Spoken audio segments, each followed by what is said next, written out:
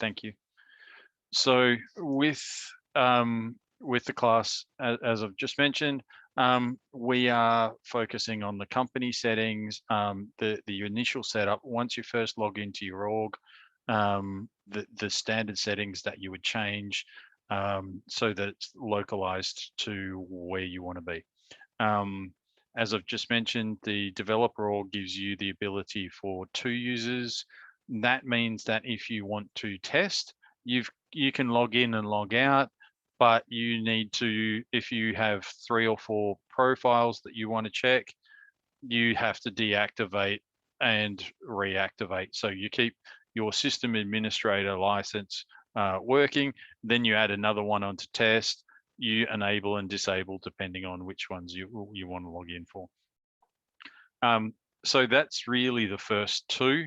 I've added a whole heap of extra things in the topics and links, which is more about that productivity and collaboration.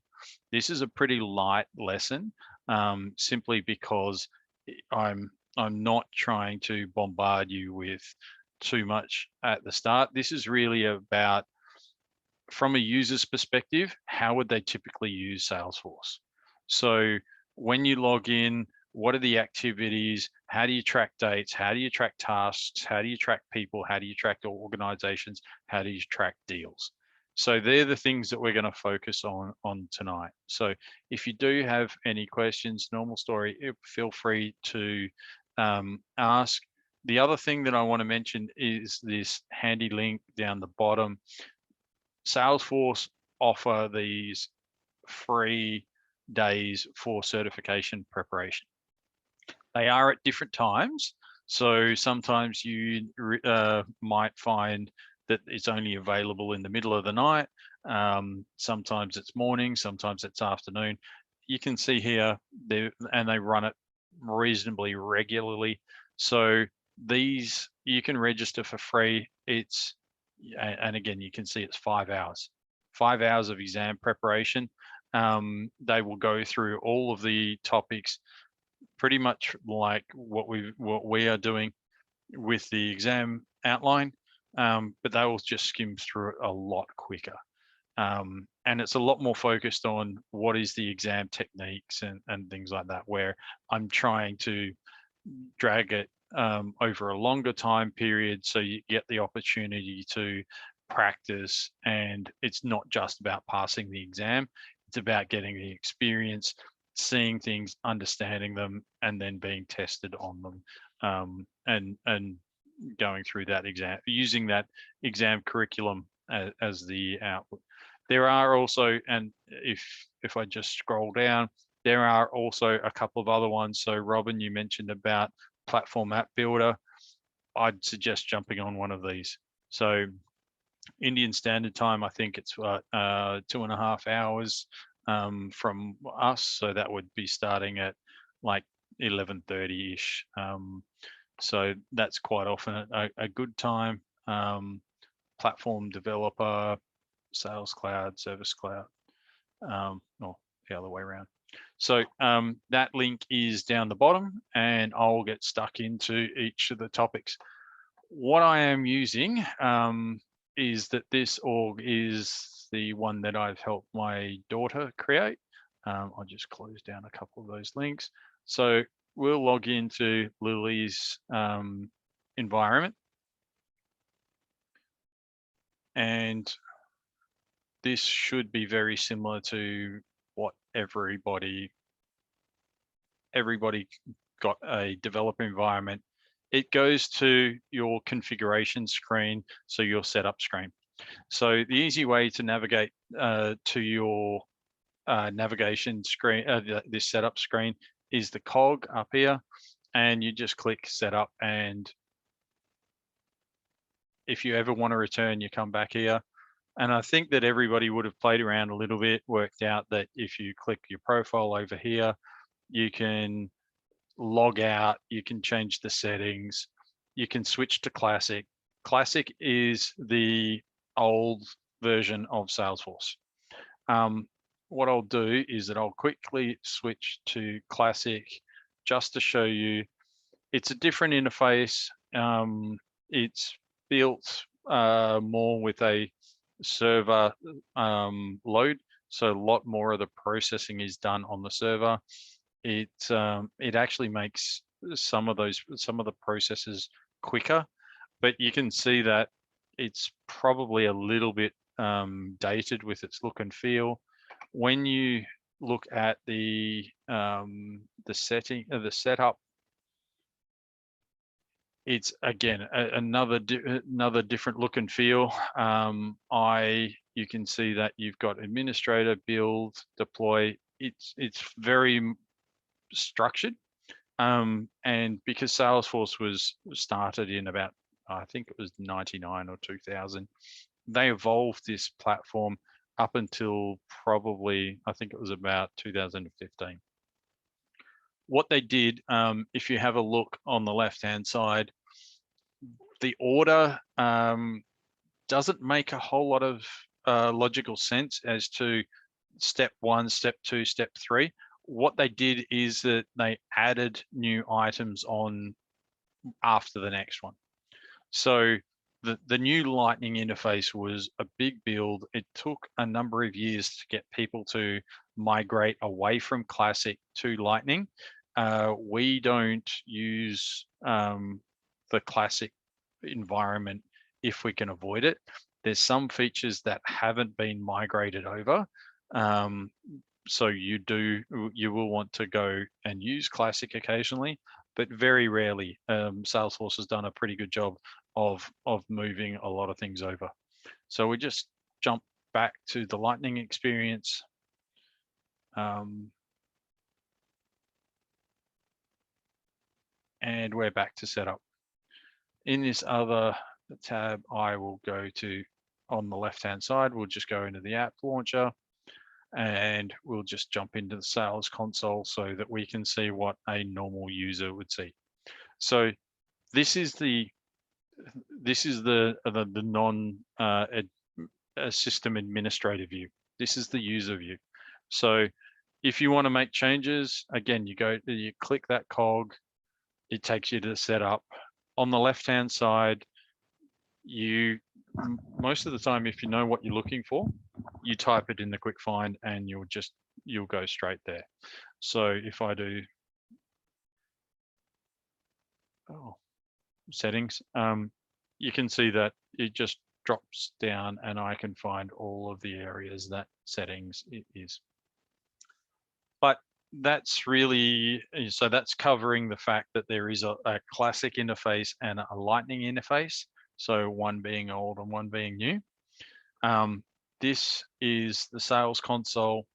If I just click down this arrow, you can see that I've got a bunch of things, objects that I can look at. So this first screen is very much, you can see it's got the look and feel of a dashboard. It's a home page. It's got different components in here so that you can see when you log in, you can see what events I have today, what tasks I have. This is supposed to be really a quick and easy find of the relevant records that you have. You can see this, and again, this is all stock standard that you've seen. The amount of deals that you've closed, the deals that you're likely to close. You can set a goal. So I'll put 3 million in there, and all of a sudden you can see that green line has been added. So you can see where you probably are compared to where you should be. So that's really about how do you visualize all the data that you're collecting so that it's meaningful. What we'll do is we'll quickly jump back into the topics and links. So the first thing that we would do is usually company setup. I've just got a list of Trailhead. You can go to YouTube videos, you can go to, there might be articles and things like that, but I've used Trailhead as my hands-on way of learning. Sometimes I go through it a lot quicker and skip the relevant content. There are sometimes topics that I know so it can skip past, and sometimes they're not as relevant. So what we'll do is that we'll just jump straight back into the admin. So clicking the admin, and if I remove that, you can see that down the bottom here, we have company settings. So when you set up a company, and I will just go into this company information. This is the stuff that we normally set up. So this is where you set up the organization name, your primary contact. You can see that the billing year, the phone number, the contacts. You can see what currency I've got set up. So you can change the currencies. You can have multiple currencies.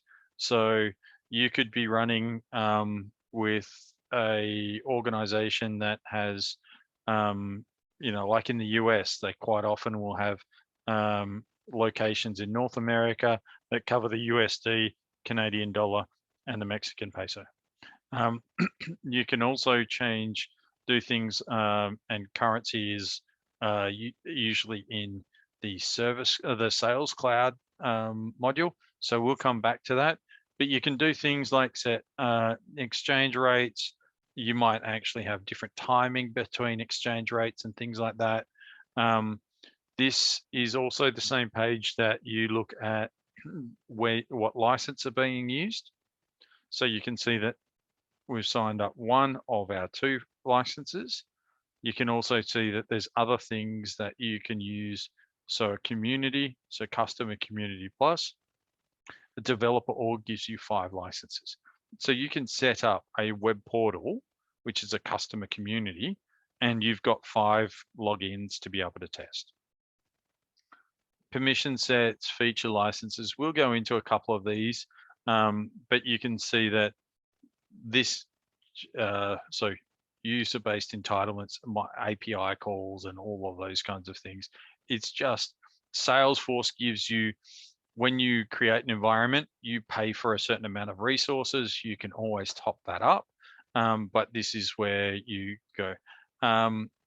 One thing to note, if you ever use a support call, this is the reference. So they will want to find out what your Salesforce org is, and they will find out this string of characters. They'll get you to send it through so that you're giving them permission to log into that environment.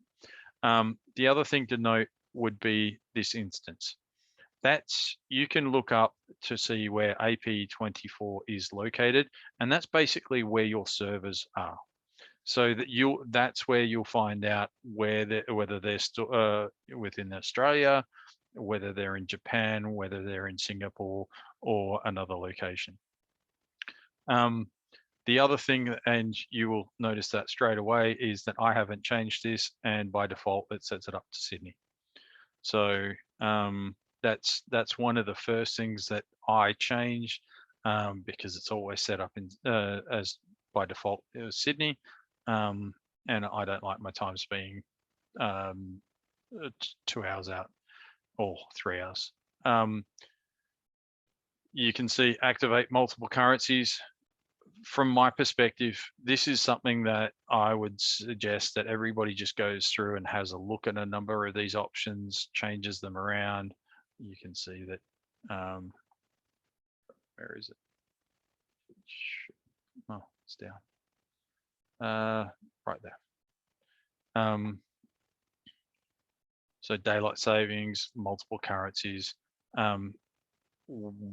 If you want to find out more about any of those, just go and do a bit of a Google search. You'll be able to find them. Business hours, you can change them by default. Again, I'll just jump in. You can see that we're open all the time.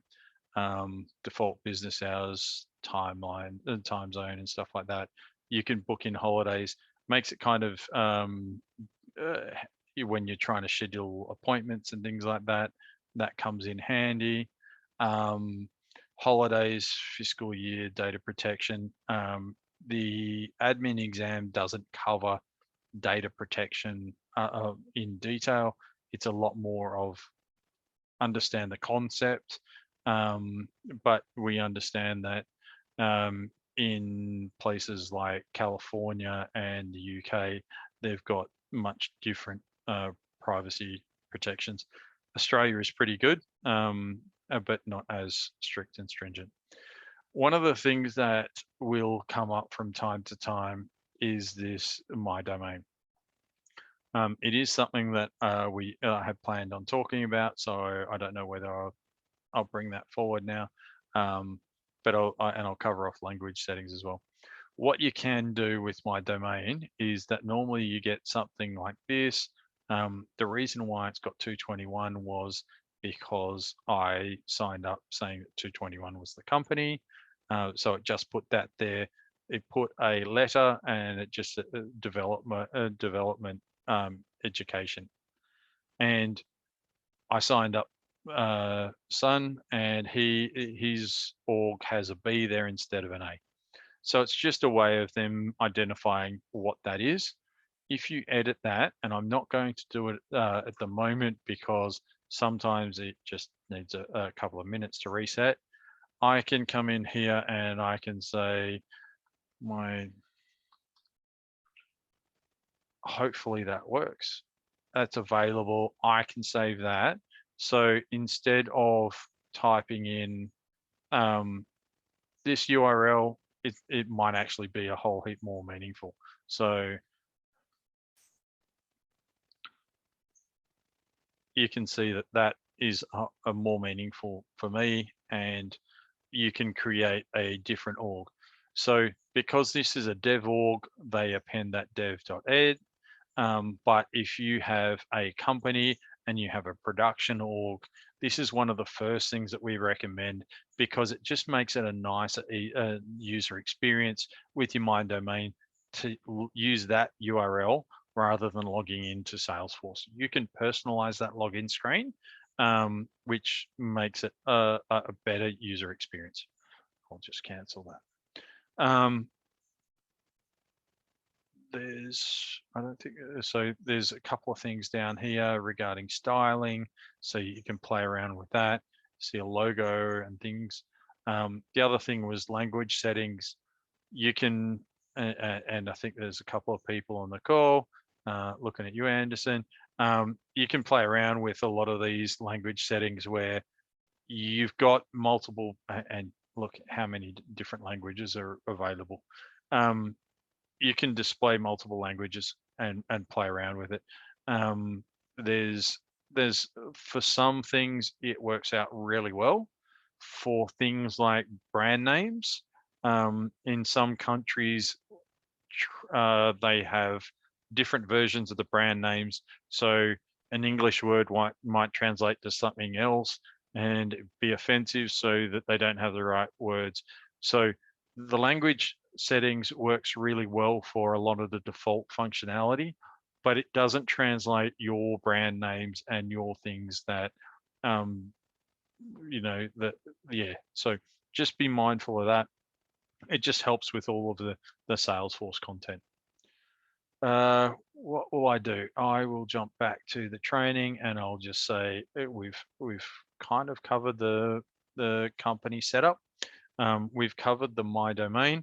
I'll jump into the user setup. So if we are looking at users, we can come onto the left-hand side here, and where before we went all the way down to company settings, the user setting is a lot higher because you use it a lot more. So that company settings is down the bottom with the logic that once you set it up the first time, you're only really going to go in there to check the number of licenses and things like that. If you've gone over the number of licenses, you go to that company settings. Otherwise, it's not a regular thing to go into. Users. So I've clicked from the administration side, users and users. You can see here that I can create a new user. What for the start, we will go through at a later time with Harrison.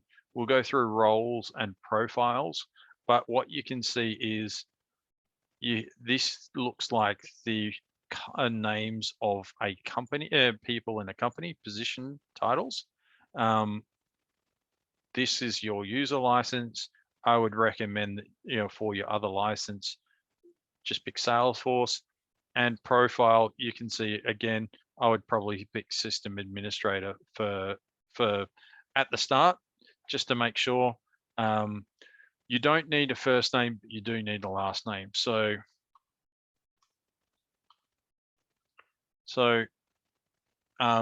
what I would tell you is that with email and username, so username needs to be unique, email doesn't. So I can reproduce, so I will, actually, no, I'll go back to Lily's email address. Let's just copy that.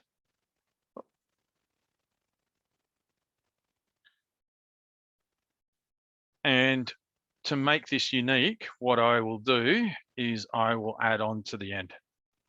So that's a handy way that we use to know what environment we're using. And so because the username needs to be unique, by modifying the end of it, you know what to expect. When I'd log in, I would log in using the username. So if I'm, let me just, my OCD is kicking in. I know that I'm logging in using that email address for the test 2. So when you have 10 environments that you're working in, if you have a sandbox, which is like a test environment, if you have multiple production environments, those kinds of things, it's one of those conventions that we use. It might actually be something along the lines of company name and then environment. Everybody's got will find out their own way of managing that. That's just the way that we've used it. On the right hand side, so again, at a high level, I'll just say that roles filter your records, profiles filter your objects. It's a little bit more complicated than that, but at the moment, it's about saying, if you're in a role and you only want to see the Western Australia records, that's what you'd set up your role to be. If you want to see New South Wales records, South Australia, you'd have roles and you'd filter out those records so that you could only see the ones by state. A profile will give you object access, which is more like you want to see sales, or you want to see service, or you want to see marketing, those kinds of things. It's, again, we'll go into more detail, but that at a high level to start off with will work. So we've got other things like marketing user. So if you want to look at campaigns, you need to have this one ticked. Offline user, knowledge user. So that's a knowledge base. Flow is used in automation. Service Cloud used for cases. There's a whole heap down here that, and you know, the settings get bigger and bigger. Down the bottom here, so you can see the time zone again. So every person can be in a different time zone. The approver, so you can have a manager so that you can use the default functionality to look for who your manager is for approval. And this one here, normally you generate a new password. It would get sent to the user. The user would manage their own password. You never need to see their password. What I will do is, yep, so that I'll save that. That will just send me through an email. And you can see that I've just created that username. If I click that, it will start. So what, I'm just getting Slack messages. Sorry, I'm getting distracted. So where were we? Okay, so the best thing to do with accounts, don't think about deleting accounts. If you're going to have a user and you delete an account, you'll lose all audit history. So this button here, you freeze. If you don't want a user to be active, freeze them. Or you end up clicking the edit button and making them inactive. So one of the things that the admin exam does focus on is if you want to take access away, it will always ask you something along the lines of, oh, delete a user. Just remember that it will just mess with all your audit access. So don't do it. Just click this freeze or deactivate them. It's as simple as that. I think that covers, so I'm also not going to cover the 2FA, so the multi-factor authentication. So that, and I'm sure everybody's kind of used that with their banks and things like that, where you get, and I think, well, Trailhead uses that as well. So that is going to be enforced as the start of next year. So that's something to keep an eye on. Okay, so what I'll do is jump back to the admin. I'll have a look at the topics. We've had a look at Lightning and Classic. We haven't gone through the standard objects and lead conversion. So we've got, yeah, we're about halfway through, so we're tracking pretty well. So with Salesforce, when I go back to this user console, so we are in the sales console, that drop-down menu gives you the standard objects that Salesforce uses. So the way that a lead works, and I will just open all my leads. A lead is, when I was explaining it to the kids last night, it's like a name tag. It's like a business card. It's supposed to be a first stage filter. If you have met somebody and you want to record their details, but you're not sure whether you're going to work with them or not, you want to just keep a record of that interaction. That's what a lead is for.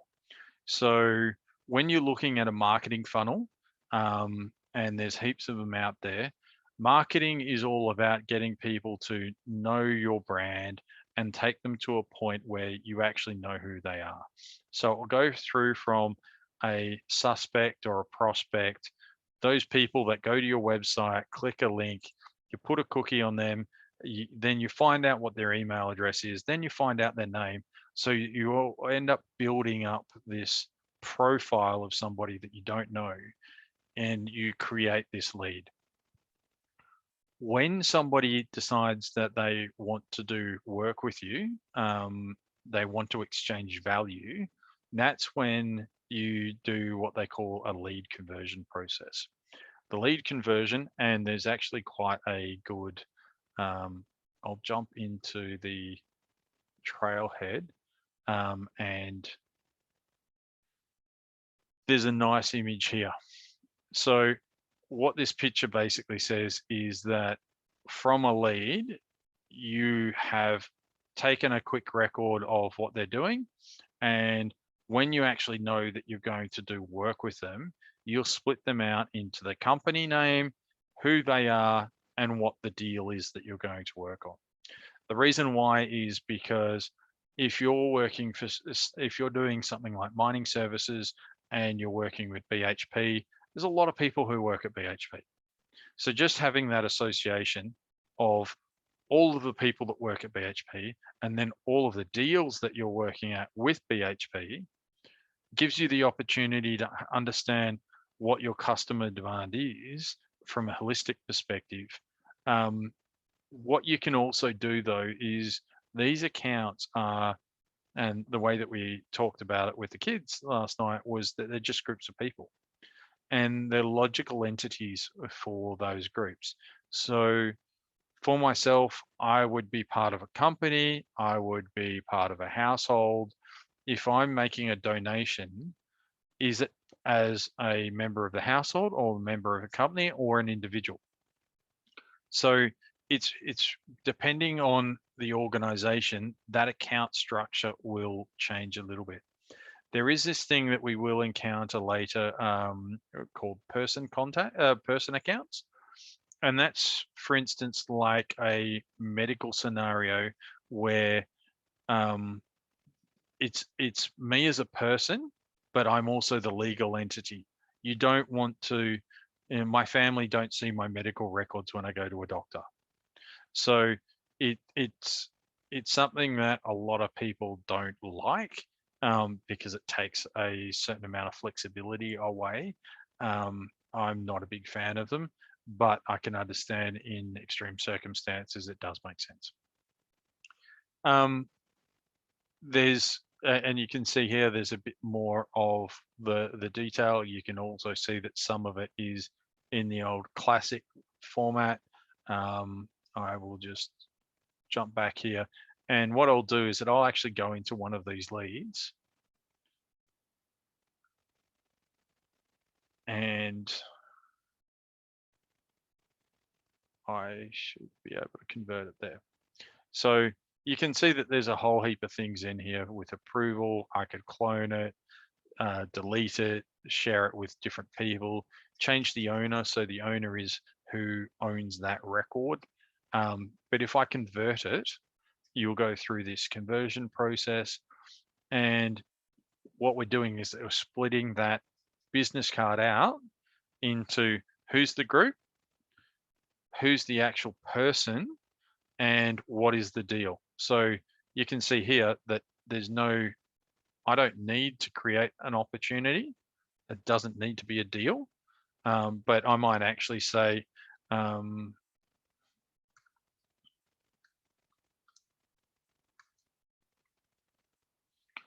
and that might be the opportunity. It could be any kind of an opportunity is an exchange of value. So it might be something that you buy, it might be a deal, it might be a donation, it could be anything.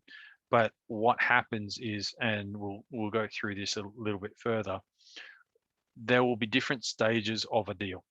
When you start out and you first do the proposal or you're doing the requirements, there's a much bigger chance of it not completing than right at the end, just before sign off.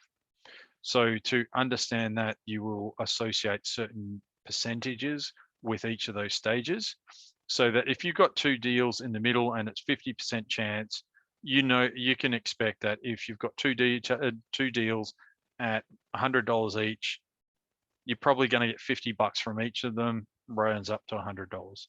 So that's how you can forecast.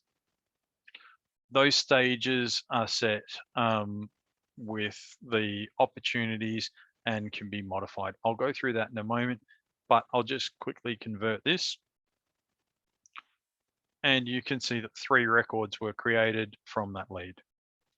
So you can see that I've got a couple of buttons, new task. That's another object that was in that standard object, which is a new task.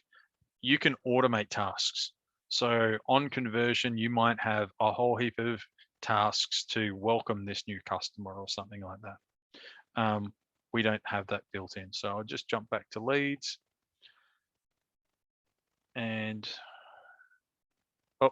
that's another thing. This pin on the left, one of the best things that Salesforce added, because if you click all open leads and then click that pin, it will default back. Salesforce has, by default, goes to the recently viewed records. If you've got really long lists, it makes sense. If you've got really short lists, it's really annoying. So I tend to use, when I'm setting up an environment, I pin all the lists to all the open leads, so I don't get confused about what records go missing. We will then, so we've quickly touched on accounts. So a lead will get split out into account, a contact, and an opportunity. Campaigns are ways of tracking, and so a marketing campaign is probably the best way of explaining that. If you have somebody, because if you're trying to sell to somebody and they're part of multiple marketing campaigns, you want to find out, did this person buy because of a campaign? So you might send them messages, things like that. Campaigns are a nice way of tracking the interaction. Tasks, they are what, as simple. We'll go through this in a moment, but tasks are really just a way of allocating a task to somebody, another user in Salesforce. Calendar, you can look at a calendar view. So when you have those tasks, you could actually see all of those tasks on a calendar view. You might have marketing campaigns on a calendar view. You might have cases. So anything at all that has a date, you can see on that calendar. Reports, dashboards, we'll go through those in more detail. Reports are very much what they sound like. It's about getting the data into a format for a report. You can use visualization, so widgets, components, pie charts, those kinds of things. And then when you use those reports, you can put them on a dashboard and you can have the visualizations of that. Chat is something that some people may not have come across before, but Chatter is the collaboration tool that Salesforce has used for, I think it was invented with the dinosaurs. It's been around for a while. It's probably going to be replaced. I'm looking forward to Dreamforce. When is it? Next week? And there's going to be some big announcements around the use of Slack. The adoption of Chatter is behind what it should be. It was probably a lot better used when it was first came out, but in the last about 5 years, there's been a bit of a resistance. People have been using other tools. The acquisition of Slack will change that a lot. Groups, if you've done system administration before, user groups in the Active Directory, it's a good way of controlling access. It's just the same way. It's how do you group a number of users and files. Salesforce gives you the ability to upload files and then attach records to those files, or associate records with those files. Salesforce does not want to be that location that stores all of your files for everything. So if you've got big videos and lots of images, what Salesforce usually does is have an integration tool with something like Box, or some AWS, OneDrive, those kinds of things where you store those bigger files off platform and you just link to them. What I did, and I will just quickly go back to the recently viewed, what I did with Caroline is I've added one of each to this record. So I've added a new task, and you can see the activities across the top here. A new task, I've logged a call, I've created a new event, which is the pink one, and I've created an email, which is that gray one. That gray one, you can see that Lily's got an email here. That is exactly the email that I created. So all I did for that email is just start typing. So you can see that I can send emails from Salesforce directly. I've done almost nothing to customize this. It's already all set up. All of the typing, so I'll just do another email, 1, 2, 3. I'll send that off. It's just added in here as another email. It will come up in my email, 1, 2, 3, another email. Oh, and that's what happens when you set up your new environments. People don't do the right thing, so it looks like spam. So I'd suggest having a play around with this. It'd actually be helpful if you've got some kind of a record that you want to play around with. If you want to start tracking things, in next week we will create new fields and objects. So that's when you'll have a thing that you'll want to track, like what you had for lunch every day. You create an object with fields to say, these are the things that I'm going to track.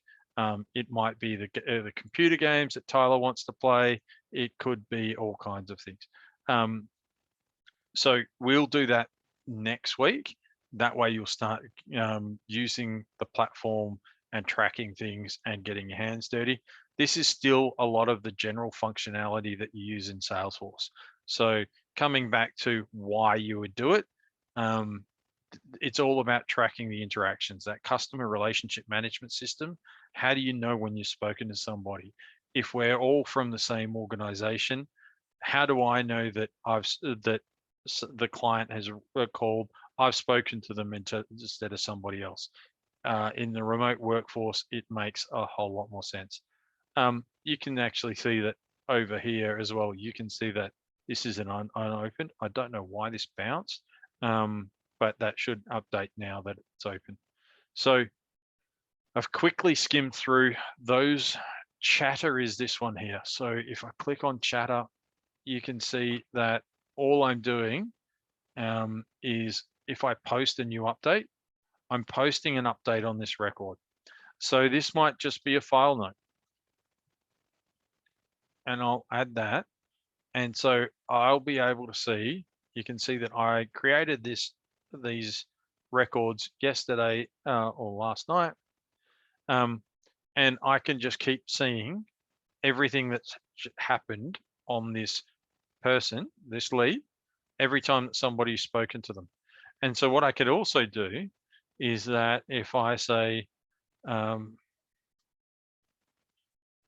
do the @ sign, I've only got one user at the moment, so I'll have to use Lily.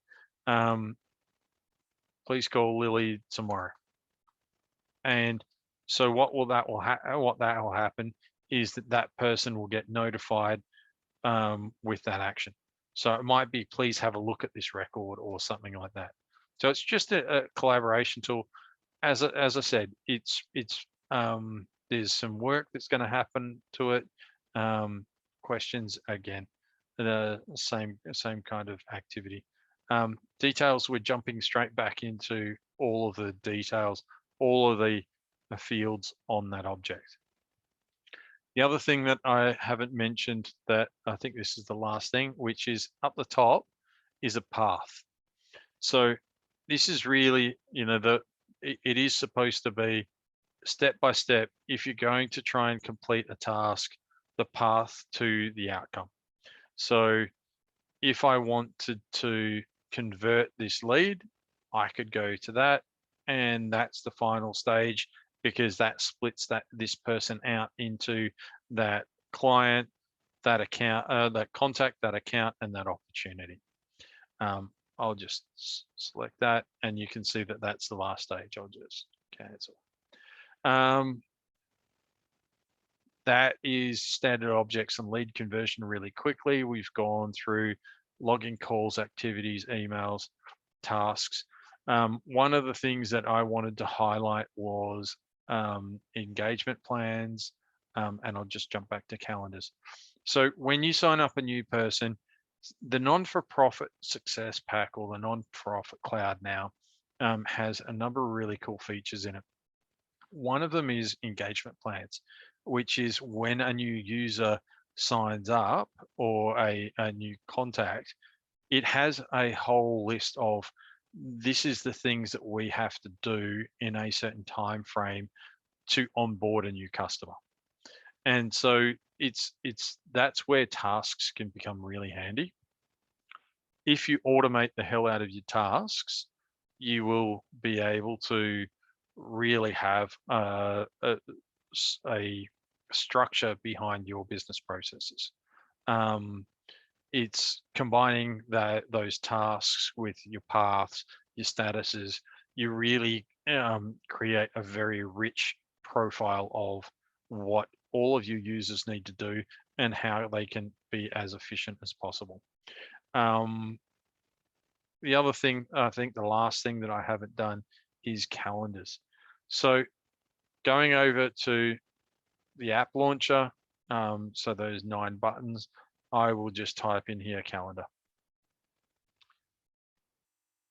So if you want to, and I've already got a task that when I created that event, that's already showing up in this calendar.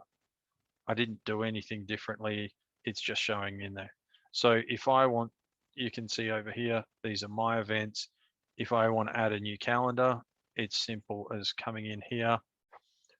These are the objects that, and you can see all of these things. So holidays. If I wanted a calendar that shows holidays, I don't have any in there at the moment, so it's not going to work so great, but this is I'm just clicking randomly, so it probably won't make a whole lot of sense. If I want to use other people's calendars, I can use the bottom. So let's just, in the last couple of minutes before everybody runs away, let's see, email message. So I sent a couple of email messages.